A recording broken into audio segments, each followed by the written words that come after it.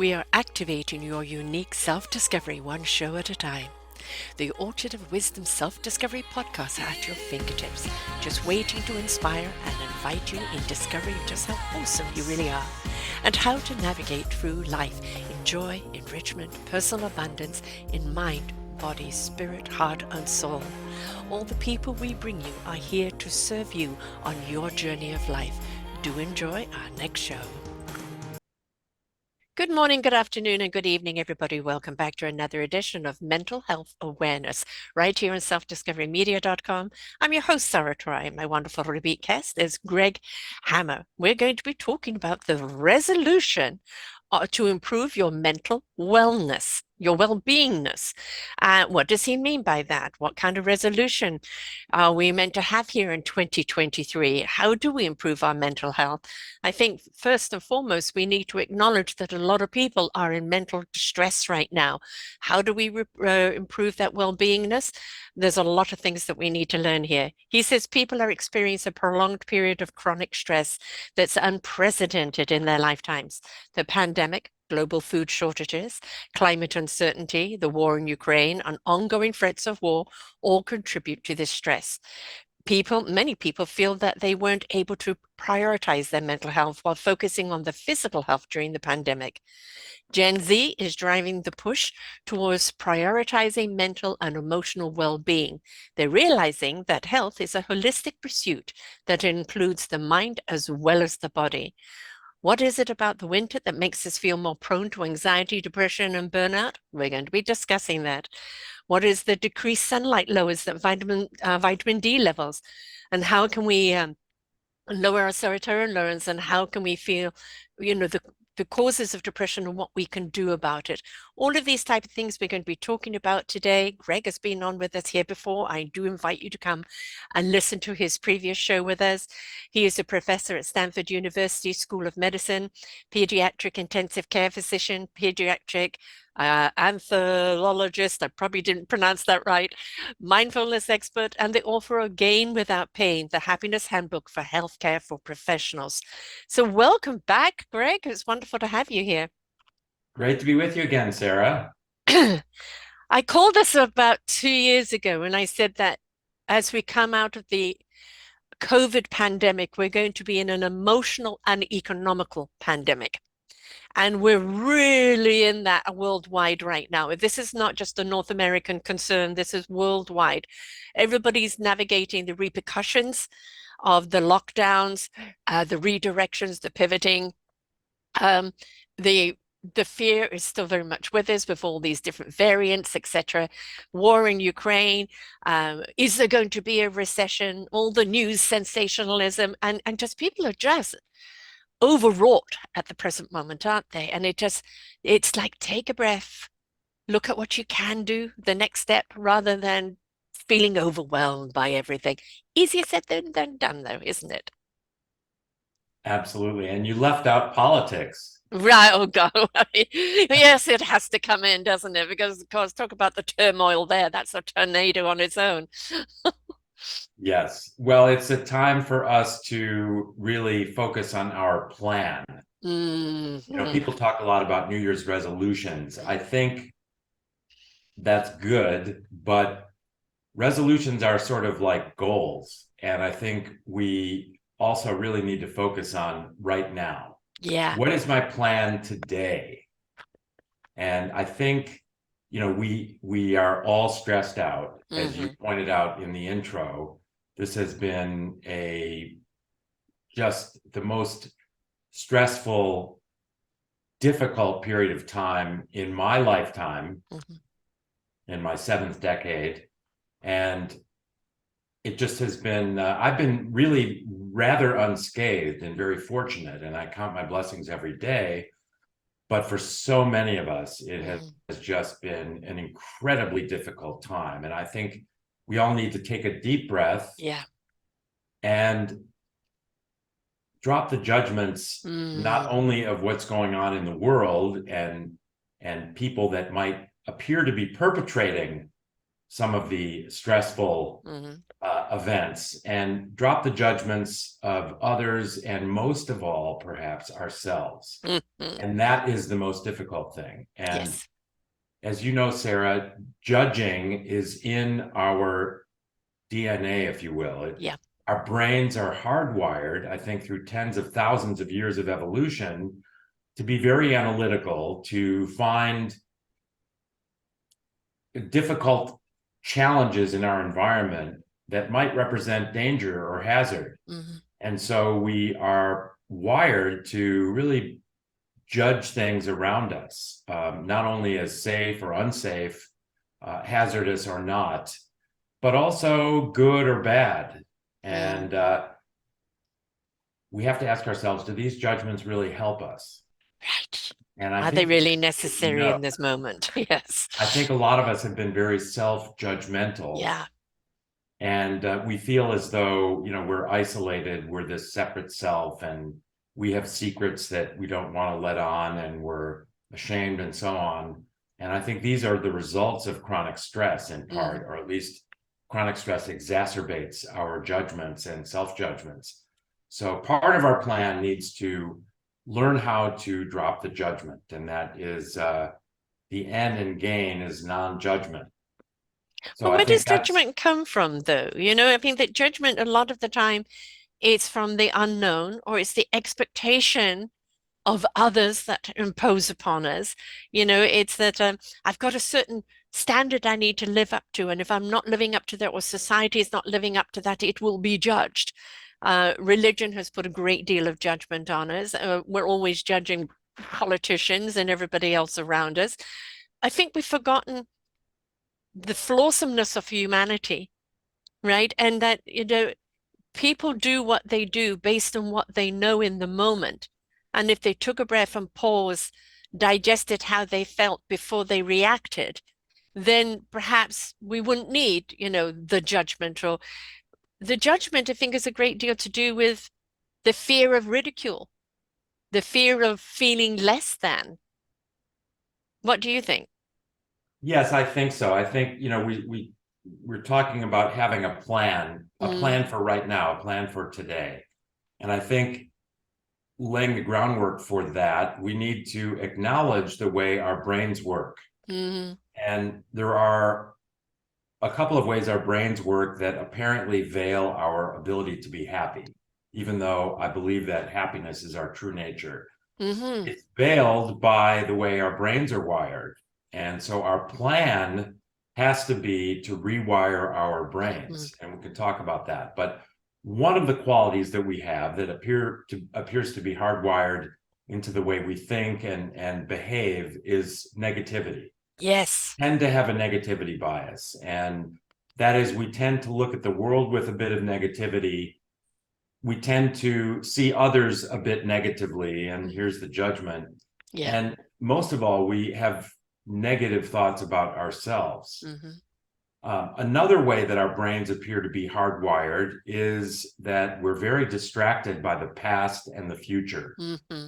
So we are constantly mulling over things that have happened and may happen. And combined with our negativity bias, we often do this in a way that results in a negative outlook of our own past, Mm-hmm. things we've done, things we've said, and we tend to feel shame and regret.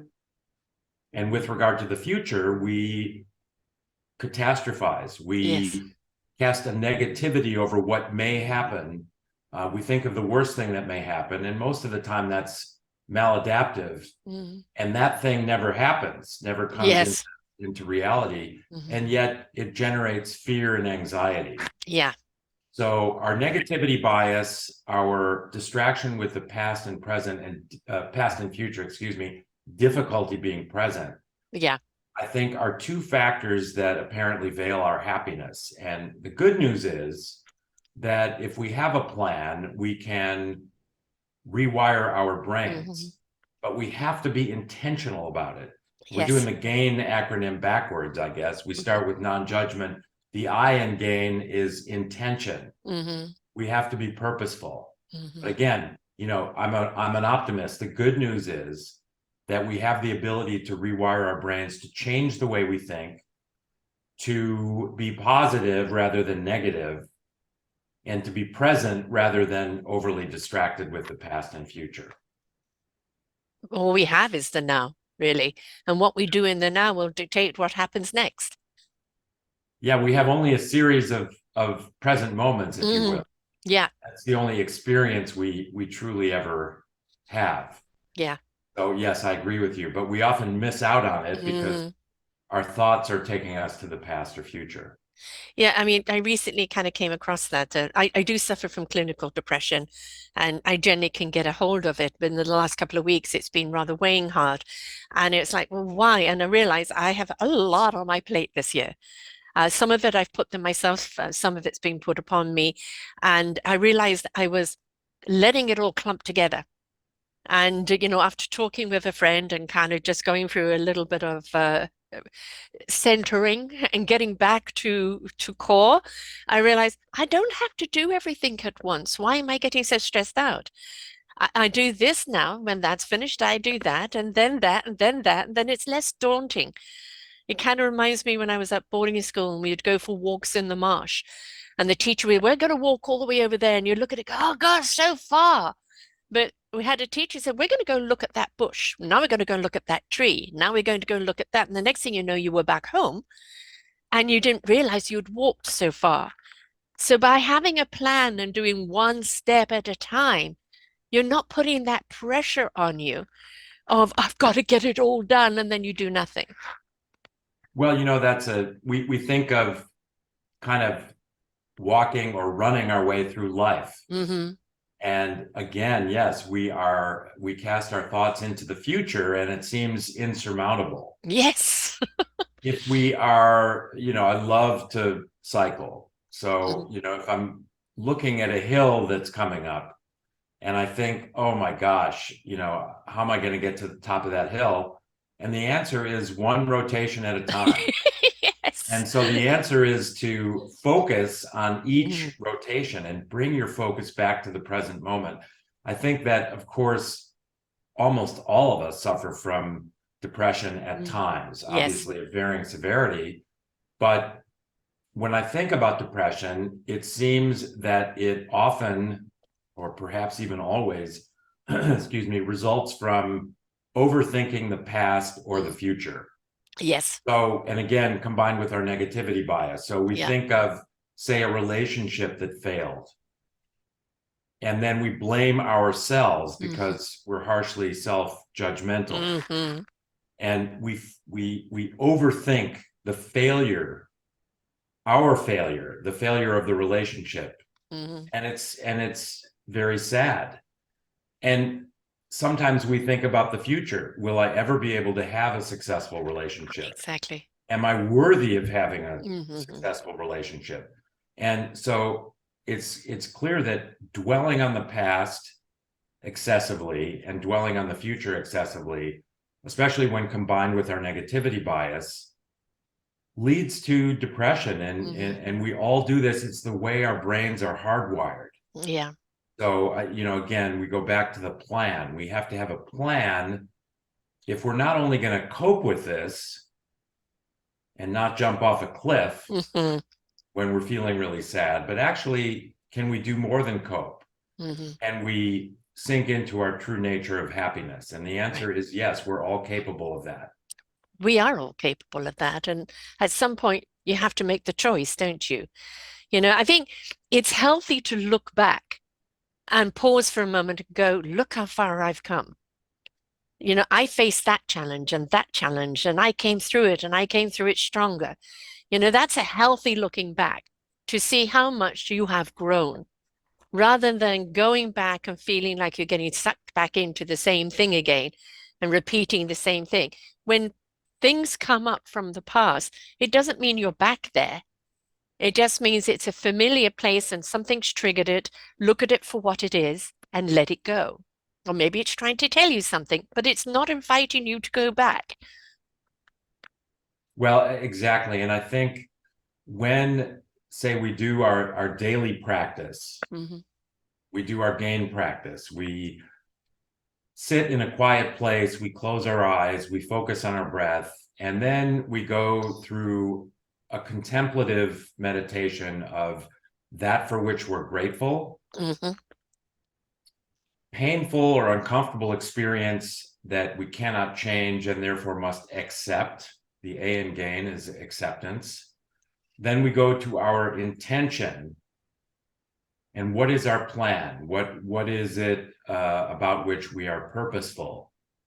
And there we focus on being positive and Mm-hmm. present. Yeah. Can we do this?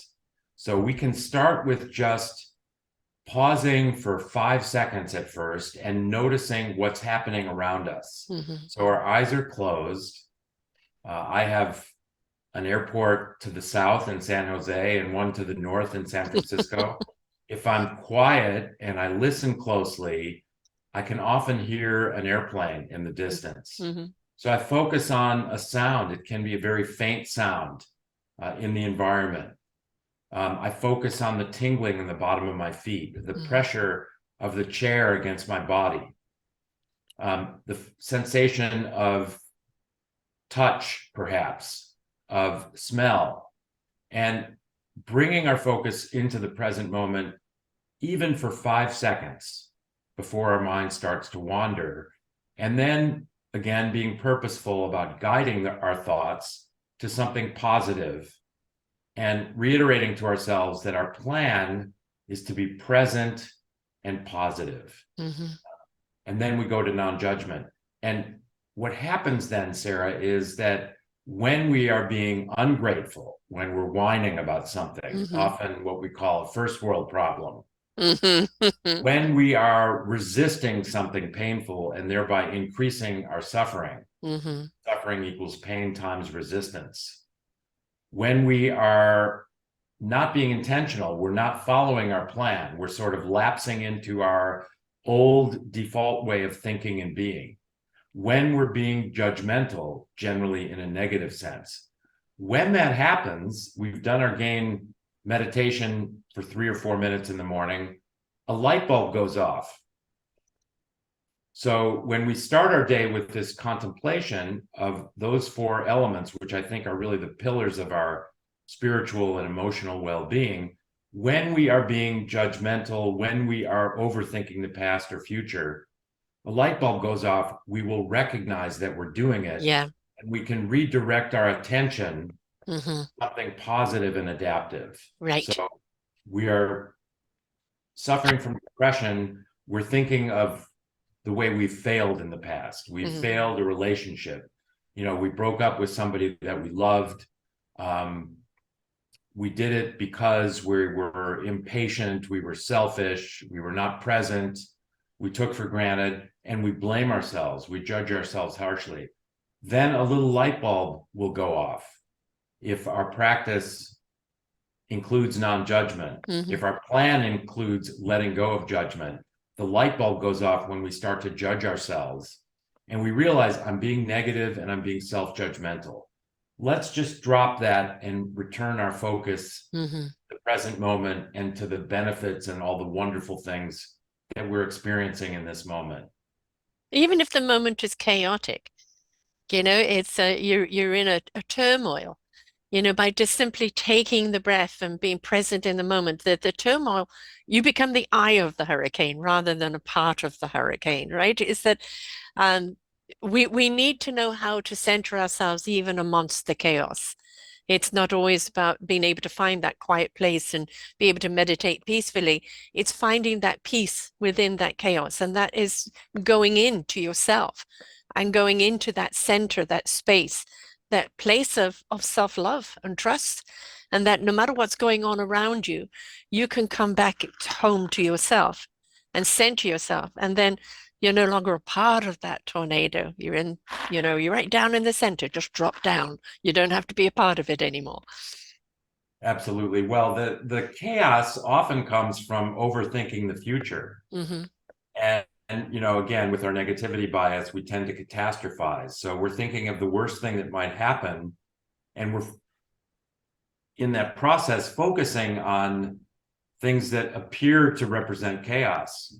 But that's because we're focusing our thoughts on what's about to happen or what Hmm. might happen rather than the present moment. In the present moment, there's no chaos, right?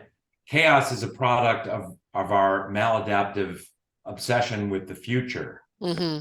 and to some extent even the past. So what might happen? Then you start to think about all these things that are going on that seems out of control. But if you bring your attention back to the present moment, it becomes much more clear what the right thing is to do right now. Yeah. And so again, I think this is our constant churning of thoughts that are other than the present moment. And I mean, again, even if something's happening to you right this moment and you're in the midst of it, you can still go into kind of the present. Okay, this is presently happening to you, but if you're in panic mode, if you're in fear mode, then everything about you is going to clump up and there's going to be no solution. You're not going to see anything. So even if something's happening to you in the moment, that is out of your control, if you do calm down and center yourself, you're going to see a solution to the problem. You're going to see a way out because you're in that clarity. We're not in clarity when we're in panic. yeah, and I think that's where acceptance comes in. When, let's consider having pain.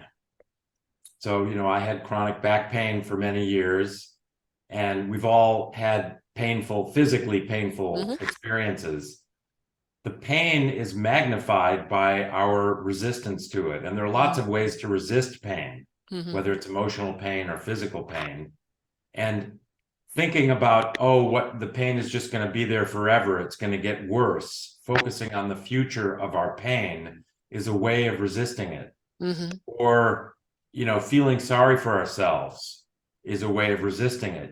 Why do I have to have this pain? Why me? And if we, again, that light bulb goes off and we go back to acceptance, open our heart to it, Yeah. bring it closer, bring it in. Hmm. We can manage it. When Yes. we really open our heart to that discomfort, Like you we would a friend realize in that we, trouble, yes, right? Nurture it. yeah. So when we do that, I think we find that it's quite manageable in general. I live with pain all the time with fibromyalgia, and I've learned to partner with it. And sometimes it has a voice that says, I'm in charge now, and I have to give in. That its voice is stronger and it's telling me I'm overdoing it and I need to take some time out. If I listen in respect, I'll take the time out I need and then I can come back and go about my production. If I don't, I'm going to get the old little wackaroo and flatten out. I live in what I would call, it's not necessarily what some people may call it pain, but discomfort all the time. And you learn to live in that. And it's like there are better days and there are worse days, but this is just the partnership I have.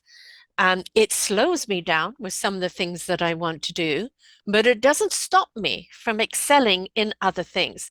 So I think it's whenever you have something that you might look at as a challenge or an obstacle in your life, it is to look at, okay, it doesn't allow me to do A, B, and C, but I can do X, Y, and Z, and that's where I will concentrate.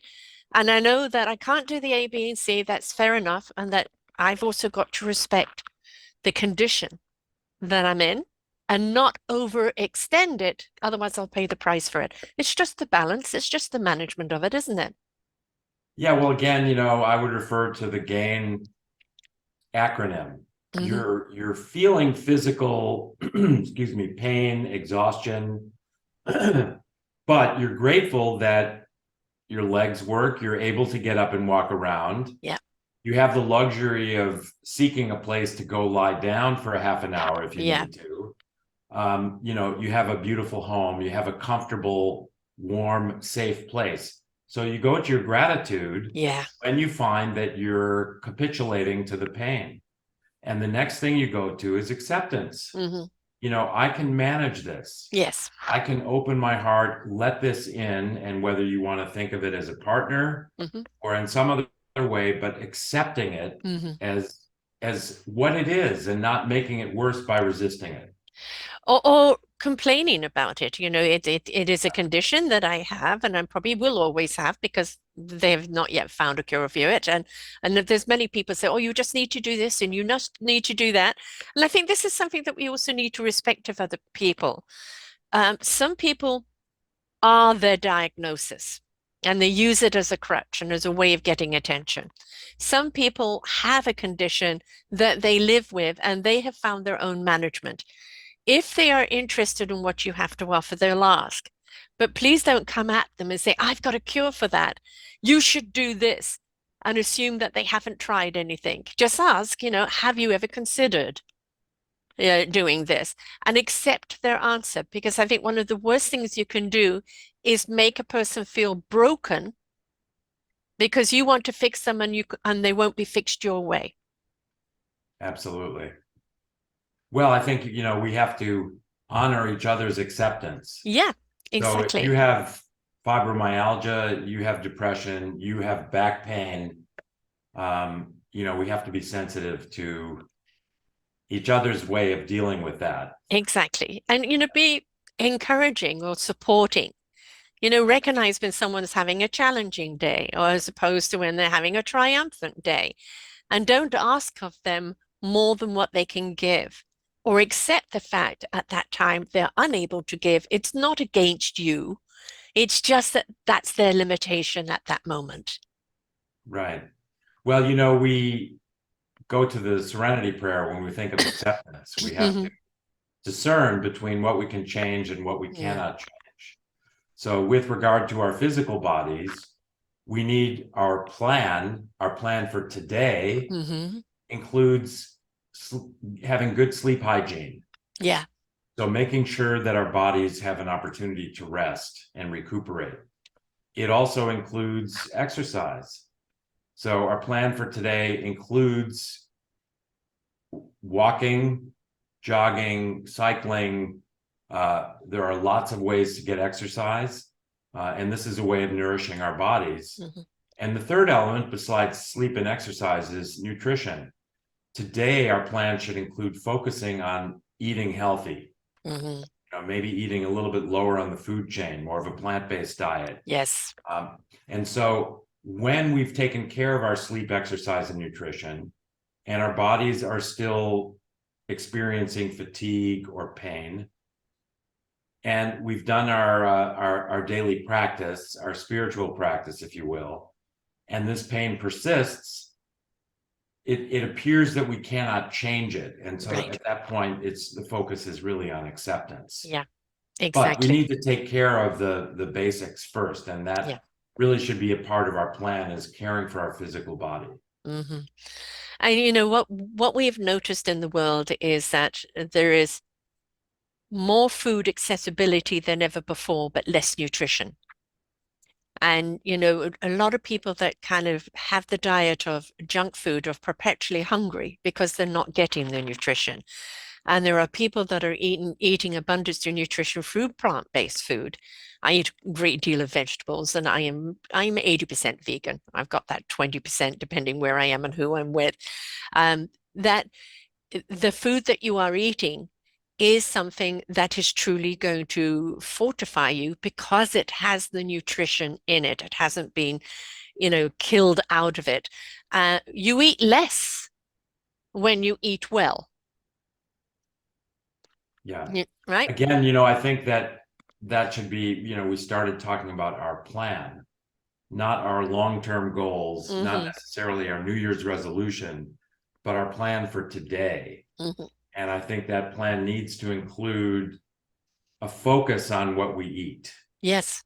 And if we don't have that purposefulness about what we consume, we lapse into our somewhat lazy behavior, and we will just pick up whatever is around us. Right. And I can say, for example, that in the hospital, there's lots of opportunity to eat unhealthy stuff, Mm-hmm. because families in their gratitude will give a big box of See's candy to the nursing station. People bring in baked goods and so on. And so if we just aren't paying attention, if we lapse into our sort of lazy eating style, Mm-hmm. then we're going to eat a lot of sugary and so-called comfort foods Yeah. will tend to give us a little bit of a boost in energy very temporarily Very before temporary, we a bigger crash. crash. So again, we have to be deliberate and purposeful about the way we eat. But I think it's also in how we eat. It's slow down, chew, and digest. When you eat with gratitude, this is kind of one of the reasons why people pray. Pray, thank you for the food that we're eating. If you could just look at the food and go, thank you. Thank you for the nourishment you're about to give me. And I think that, one thing we don't realize is we actually change the chemistry of what we eat, of our own chemistry with negativity. And that if we could step into that gratitude, the chemistry of what we eat is nourishing more, I think, because I think our whole body digests it and absorbs it in a different way. Absolutely. No, I like what you said about slow eating. Hmm. That sort of got a bit of press, a bit of attention as a new thing, Hmm. eating and doing other things slowly. And Yes. then it sort of disappeared from the media. But Yeah. I think it's important, one thing I discuss with my trainees is being mindful. Hmm. And I love Dr. John Kabat-Zinn's definition of mindfulness, which is awareness of the present moment Hmm. on purpose, non-judgmentally. Yeah. I think you have the gain elements in that definition, which is being aware of the present moment, which will bring gratitude and acceptance on purpose, Hmm. intention, non-judgmentally. Right. So when we're eating, consider taking one mindful bite of food. And that means closing our eyes, perhaps, chewing it very slowly, Hmm. being aware of the present moment, being aware of the tastes, depending on what part of our tongue is Hmm. encountering the food, noticing the flavors, noticing the texture. As an exercise, just consider taking one mindful bite of food each day. And, maybe this isn't going to be when you're having a quick lunch on sit down rounds or at a lecture, what have Hmm. you. Perhaps when you go home for dinner, Hmm. just consider having one mindful bite of food. If you have a partner, consider doing it together. Yeah. Let's close our eyes and have this next bite and just take it slowly, savor it, really focus on it, have gratitude for where the food came from. Yes. Did somebody plant that Hmm. seed and then nourish the growing seedling and plant and harvest it and ship it, and it was placed in a bundle and put on the grocery shelf, and what a miracle it is to Yes. have this food. Right. And consider all those things while we're enjoying it slowly. I think this is why even cooking at home and getting your family to all be a part of it. My little 22-month-old, even though he can't do much, he's up there on his little stool while mum's cooking and stirring something, probably making more mess than not. But he's a part of it, right? And you get the kids to sit at the table and, part of the dishes. And to that, this is the part of the gratitude where we are all participating. Um, I used to have round table because I like having even conversation. There's no head of the table. Everybody is one at the table and would go around, how was your day? And look at it as a wonderful place to share. You're sharing good food, you're sharing good stories, you're coming together. But again, people are so much in a rush to go somewhere that they don't allow the time. Switch off all the phones, switch them all off, and be present at that mealtime with each other. Enjoy the food with gratitude, but enjoy each other. Absolutely. Yeah, I think the loss of separation Mm. is love. Mm. I like what you said even about cooking, and you talk Mhm. about being present. Again, this brings gratitude, being present with the food while you Mhm. prepare it, really appreciating how that bunch of carrots got onto your counter and onto your cutting board, as you slice the carrots or what have Mhm. you. I think that cooking can be a wonderful way to really get in touch with what we're eating. Yes. And if we slow it down a little bit, all the more so. Yeah. Yeah, again, being present. We've become, everything has become fast food, fast this, fast, information. And it's like we're busy digesting things that we don't even need. And if we are more present, do I need that right now? It's the fleeting moment if I need it, and because it's so instant, I can get it, but did I really need it? Whereas if you are present with the moment, no, I don't need it. I can pass, right? But we're not present with ourselves. We don't listen to ourselves from the inside out. We're too busy listening to everything on the outside. And let's face it, everything on the outside is only feeding us the negativity, not the possibilities that can come from it. Well, as you said, I think we're surrounded by the sort of point and click Yeah. world, sound bites, the news cycle, uh, Headlines. Yes. people rushing. And so, again, our tendency is to be swept up in that Yeah. and to find that, let's say we're preparing a meal, why are we hurrying Yeah. to prepare it? Let's slow down. But again, this requires intention. Yeah. So I think we really have to focus on our daily plan Hmm. if we want to be present. And, that presence means manifest in everything that we do. I mean, the more the better. The Yeah. way we the way we cook, the way we take care of our bodies, the way we bathe, the way we dress, the way we converse, the way we interact with one another, the way we have a meal, all of it with a plan, with intention. Being And present. yes, I think we can really Yeah. be much happier and enjoy things one moment at a time, but we have to be deliberate. Right. And we may have a plan for the day, and then something comes up, interrupt us, and we don't get to finish what we wanted to do. It's okay. There is a tomorrow. Unless it's absolutely dire that you really need to do it today. Can it go for tomorrow? Yes. Okay. And chill out. Yeah, Let it well, go. yeah, I think sometimes we hurry needlessly because we Uh-huh. think we have to get everything done all at Yeah. once, but so often that's not really the case.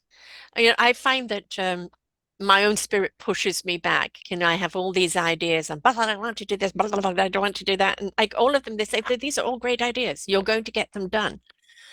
But we're only going to give you the energy and the vision to do it one at a time.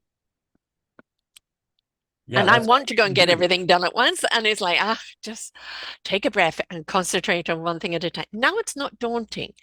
Now, even if the obstacles with tech comes up or this comes up, it's okay. I can deal with it. I'm focusing one thing at a time. And I'm not trying to do so much that it's become overwhelming. Absolutely. Well, we only have one thought at a time. That we can Might act on. We can have a dozen thoughts, but one thought that we need to act on. Well, I think we only really have one thought at a time. We might think that we're multitasking and Uh-huh. multi-thinking, but when it comes right down to it, we can only have one thought at a time. It may be very fleeting, Hmm. and then we're on to the next and the next. And it seems like we had a bunch of thoughts at the same time, but we can only have one thought at a time. We can only do one thing at a time. We can jump back and forth between them Yes. very quickly and make it seem as though we're doing Dozen many things. tasks at the same time, but actually we're only doing one thing at a time. Yeah. So I think it's important to embrace that. Yeah, as a mother, we're always multitasking, but you're right. We've just got six things on the go at the time, but we're literally going from one to the next very efficiently. And it looks like we're doing it all at once. Because I think, motherhood definitely, it throws you into good management skills. And that there are going to be dozens of things happening on that are needing to all happen at once. And it's how to pay attention to the important thing at the moment and also paying attention there's something on the stove and there's this and that, and it's how to navigate through the obstacles while still paying attention to everything that's needed to be paid attention to. Absolutely. Well, I take my hat off to mothers who, all of whom are heroes, in fact.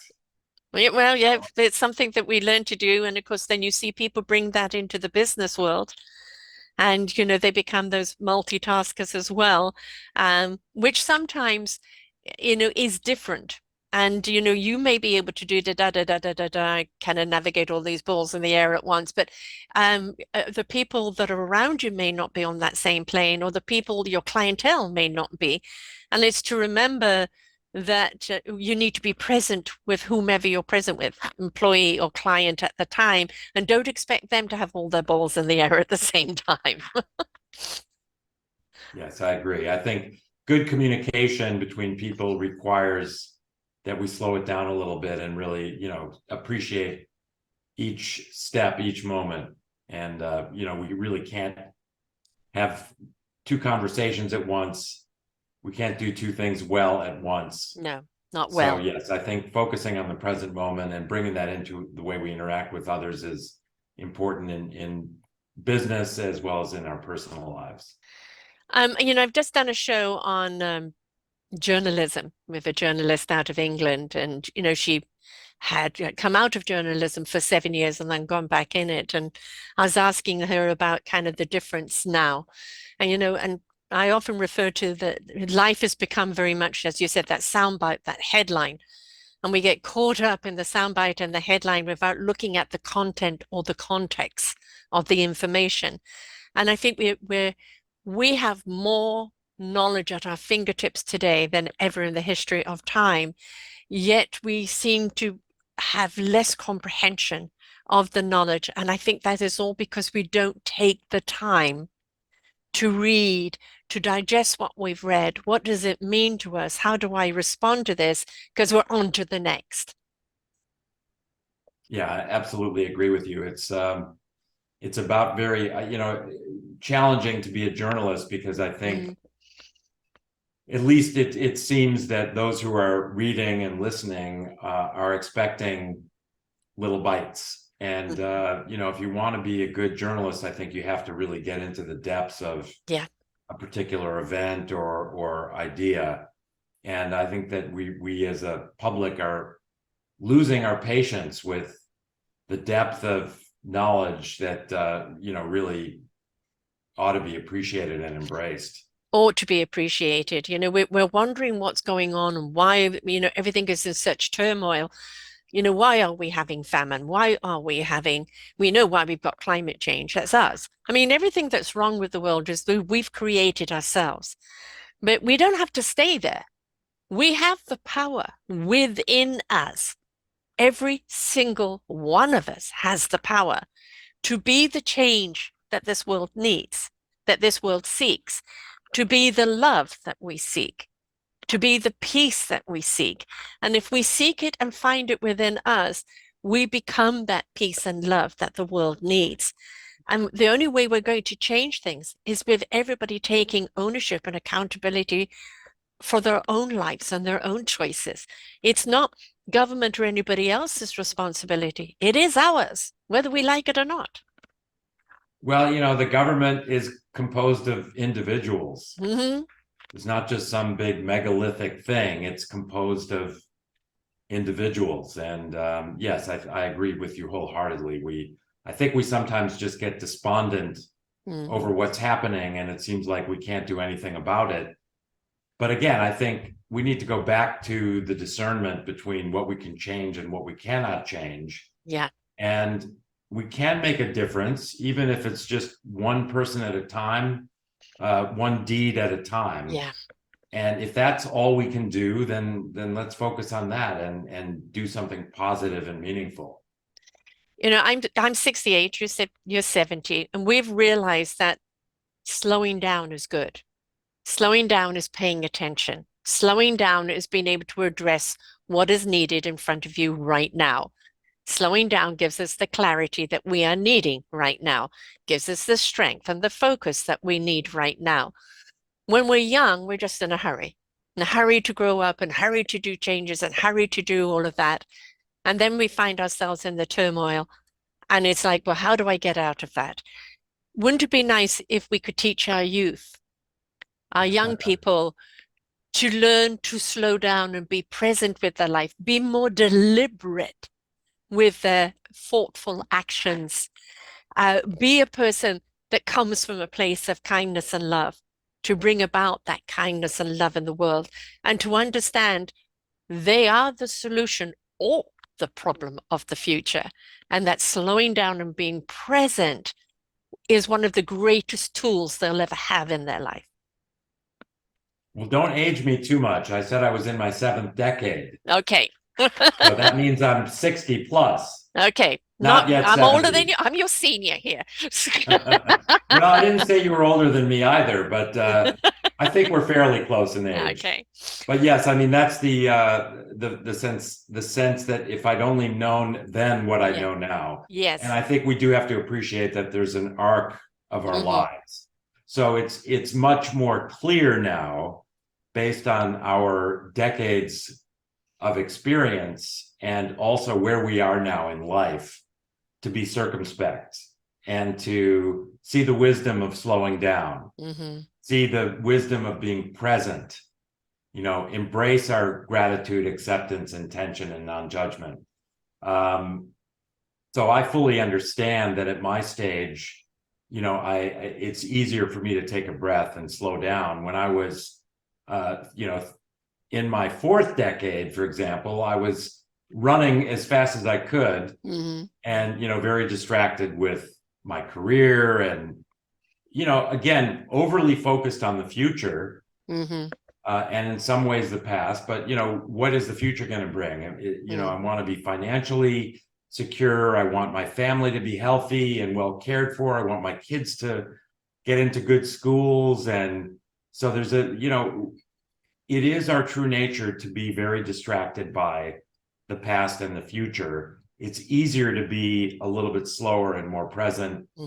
at this stage. However, it's doable at any age. And That's the point. the fact Yes. is that the solution is straightforward and simple. And that's why I think that even a 3-minute meditation in the morning over the very simple, essential domains of gratitude, acceptance, intention, and non-judgment are appropriate practice at any age. Hmm.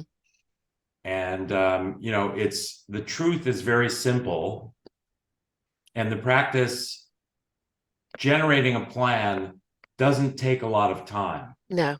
but it does take purpose. We Hmm. have to be committed to these ideals and to being happier people, and really kind of sinking into our true nature.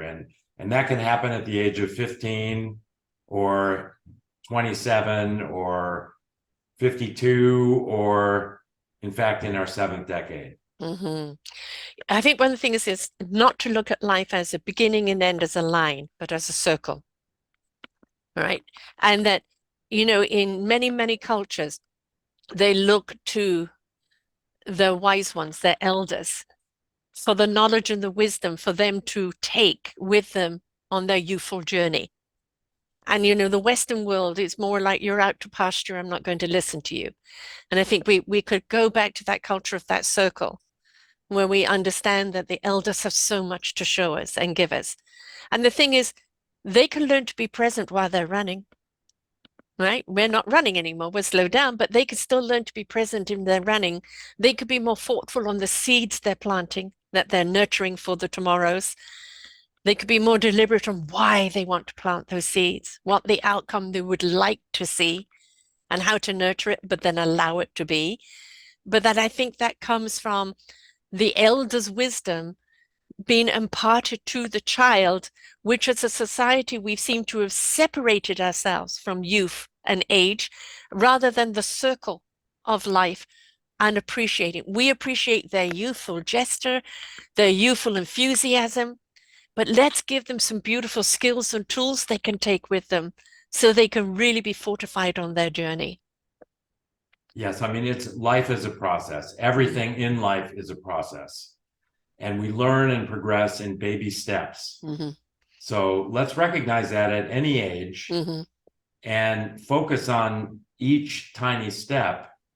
And as you said earlier, we will recognize at some stage how far we've come, Mm-hmm. but it happens in little, one step at a time, in Yes. baby steps. And so let's be patient. Let's understand that everything is a process. There is no destination. And this will help us be less self-judgmental. Oh, yeah, or less Take it easy on selfish, ourselves. more self-aware, which I think is something that's been lost too, is the self-awareness. We've become so much of comparison and competing with others. We've lost the awareness of who self is. So I think self-awareness is really, really important. And, all we have to do is look at nature. Nature doesn't speed up just because evolution has. It's still going to grow at the time it needs to grow. And as long as we water it and nurture it and it gets what it needs to grow, it will grow into its own abundance when the time is right. It's us as human beings have decided that we're in a rush. What are you in a rush for? To get to your destination? Well, that's your exit from this body when your spirit moves on. The journey of life is what you are here for, the experience of that journey. Every single step that you take is something that goes into your beautiful psyche as part of your little encyclopedia of your life, right? And we want to be able to pass that knowledge on, but we want to absorb all the experiences, even good or bad. We want to absorb them along the way because that is a part of life's journey. Well, I'm glad you brought up nature, and I think that many of us are suffering from a bit of the blues. We talked about depression. Mm-hmm. I think that, one manifestation of the chronic stress I think we've all been experiencing with this multifactorial assault on our happiness, Mm-hmm. uh, COVID, war, food shortages, divisiveness in politics and society in general, et cetera. Um, when we're out in nature, when we're taking that walk in the forest, we see that the present is where the beauty lies. Mm-hmm. I think it's really looking up at the canopy and the treetops with the light filtering down and Yes. feeling the sensation of the pine needles on the bottom of our feet and enjoying the aroma of the fresh air that the trees and the plants and the ferns are generating.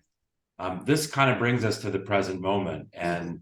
and it's such an important recognition of the fact that our problems are finite and relatively Yeah. small for the most part. And Mm-hmm. I think that's one reason that people get sad in the wintertime, Mm-hmm. that they are spending so much time indoors and not enough time out in nature. And even just a short walk around the neighborhood, pausing to enjoy the splendor of the trees and the flowers, or the shrubs or what have you, whether they're blooming or not, I think puts us back in touch with this important essence of our nature. And I do think when we spend too much time indoors, which many Mm-hmm. of us do in the wintertime, our world seems to shrink Yes. and our problems seem to grow. Yeah. And so again, I think part of our plan does have to be to get outside, bundle up, take an umbrella, put on the appropriate footwear, and just go out and take a walk, even if it's just around the block. And leave the phone off, or if you carry it with you, no headphones. Listen to nature. It talks to you all the time. Trees, breeze, and water are incredibly important to me. I love a breeze. It just blows away the cobwebs. I love the trees and the way they talk to you. They're always rustling some wonderful information. And the ocean and the way the water just, your river, laps up against the shore, that wonderful conduit there. Nature has all those answers for us, but if we're busy listening to something else, we're not paying attention to the language of nature. You may not be able to understand it from the human intellect, but your spiritual intellect is most certainly absorbing it. Yeah, I agree. I think it's absolutely vital to be outside and to pay attention to the magic all around us. It's just essential to our well-being. It most certainly is. And the other thing is that I've had people in the past to say, because I'm always saying that really life is about an open heart. Whether your heart's been broken or crushed, it doesn't matter. Open up that heart. Let it learn to love again. And they've said to me, but how do I do that? And I said, well, be around nature. Watch the birds in the trees and the wonderful tweets that they're making. Watch a dog chasing a stick. Watch a child chasing a dog. Watch the simple joys of life all around you. If that doesn't open up your heart or warm your heart, I don't know what will. Be around the things that give you the ah moment, the smile on your face. If your face is smiling and you've just stopped to absorb for the moment, your heart is opening. Yes, and I think, we're back to the plan. Hmm. We're back to that we have to be deliberate. Yes. And I think that with all of the virtual meetings and Mm-hmm. people working from home, we spend a lot of time indoors. Mm-hmm. We spend a lot of time in sweatpants, and we can forget about going outside and really communing with nature. And so that really needs to be part of our plan. It does. And again, it's like, yeah, you want to achieve A, B, C, D, E, all the way through the alphabet, but you're not going to get to Z without going through all the other letters. So, plan what you feel you really can cope with. And if you manage to get something done faster, fantastic. You can start on the next, or you can take that time out for yourself, right? But the deliberate of I am engaged and participating in my own existence. Yeah, well put. Beautiful. We're too busy looking and trying to live from the outside in.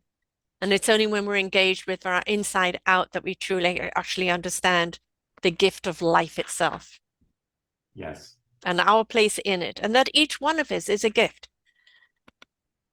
Well, we're back to gratitude. Hmm. Let's remember what a gift life is Yeah. and be grateful for all the blessings that we experience. How many people have said, oh, I wish I had appreciated that when I had it, or I wish I had respected that when I had it, because we've become too complacent or too blasé, and we haven't stepped into that gratitude of what we truly do have. And we've got to let people in our lives know we appreciate them, we love them, or we care for them. And that means we've got to reach out sometimes and just a message. How are you doing? Hey, heads up. Here's a smile. Little things, little things of appreciation. I see you. I care for you. I acknowledge you can go an awful long way. Because I think a lot of the depression is from people feeling disconnected. And if we let them know we see you, we hear you, we're here for you, then that gives them, I'm seen, I'm heard, I can be a part of life. Absolutely. Well, I think when we embrace gratitude, it radiates and Hmm.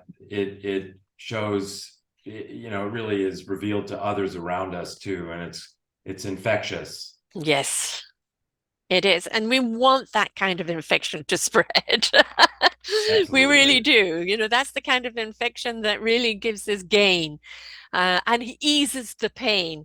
So, will you tell people about the book Gain Without Pain, the Happiness Handbook for healthcare professionals, and tell us about that? Also, tell us how people can get hold of you and what you may be offering people right now. Sure. Well, my website is greghammermd.com, GREGHAMMERMD.com. There's a link to the book there. There's a lot of media there. Our time together, Sarah, will Hmm. probably show up there. So, yes, the book is really not just for healthcare professionals, it's really about the GAIN practice: Hmm. gratitude, acceptance, intention, and non judgment. And so the book was published in May of 2020. And of course, I'm still talking about it. Exactly. Uh, I'm working right now on a book about teenagers. So it's really for Oh, parents and teachers, school administrators, counselors, social workers, and it's a mindfulness based approach to improving the lives of our teens. oh, I'm glad you're doing that. And please come back and share that book. I have a wonderful woman who created an entire yoga practice and meditation practice for teens, teaching them how to center, how to deal with stress, how to be present. And another teacher that I have on this last week, which is about teaching our children from a place where they learn. and not trying to fit them all in one box of learning. So, there's an awful lot. It's hard being a teenager. Hormonally, Yes. they're changing. Environmentally, they're changing. Society is changing. Expectation of them is changing. And we bombard them with a lot of schooling, and you've now got to know what you want to do for the rest of your life. And I think we put too much pressure on them. And it's really hard for them to navigate. So I'm glad you're writing a book on that, because if you have a kid, they're going to get to teenage years, and it's like having a toddler all over again. So yes, we need that handbook for sure. So please come back and share with us on that one. You're also on social media, so you're on Facebook, Greg Hammond, MD, LinkedIn, Greg Hammer, and of course, obviously, greghammermd.com, and they can find you there. Your book is on Amazon. Please come back and listen to the show that he did with us last time. Last time we talked about some wonderful things, non-judgment, and the mindfulness of it. So we reiterated that, but we really need to concentrate on it. So come back and listen to that show too. And thanks so much for being with us here again, Greg. It's a good reminder. Be focused, be intentional, be mindful, and the one step at a time. Have a plan. Absolutely. Thank you, Sarah. It's always wonderful speaking with you. I look forward to our next time together. Until next time, folks, please take a breath, be present, be mindful, and remember, just one step at a time. You'll get there. Bye for now. We hope that you enjoyed the show. Find all of our shows on selfdiscoverymedia.com under podcasts or selfdiscoverymedia/shows. And for all our current shows, go to What's New. We are supported by you, the audience. You'll see a nice big shiny blue button for one-time donations, or follow us on Patreon and you will be able to support us there. We enjoy bringing you such wisdom. And the next show will be up in just a moment.